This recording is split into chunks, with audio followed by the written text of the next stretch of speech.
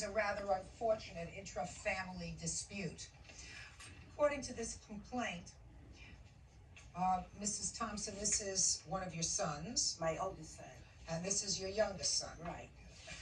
And it says here that you and your youngest son laid out $5,000 in bail money for the defendant, Yes. who was incarcerated at the time for what, sir? Domestic violence. Against this lady, Yes. who is now your witness. Yes. And you asked your mother and brother to bail you out. Yes. So what happened? Okay, he told us that he would be receiving over 3,000 income tax money, and that he would be able to pay us back. He called you from jail? He was calling us from jail every day. How long had he been in jail at this time? He'd been in there almost 2 months. I guess about 7 weeks. So this wasn't the first time you had been arrested for domestic violence, is that right? How many times have you been arrested for domestic 3. violence? 3 times. Yes. In what period of time? Like all 10 years. All involving this lady? Yes. This time they kept you in, Yes.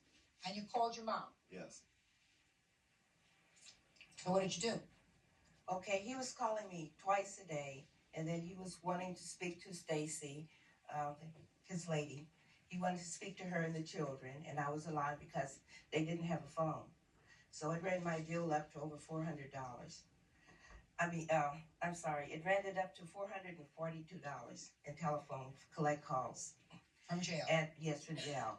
So she came over and she told. How close do you live Across to the her? street. It was across the street and maybe 2 buildings down. And he was asking about bailing him out because she was saying that they weren't getting along. That she was not going to be with him when he came out. And Stop playing with the paper, sir. And she mentioned another man that she was seeing.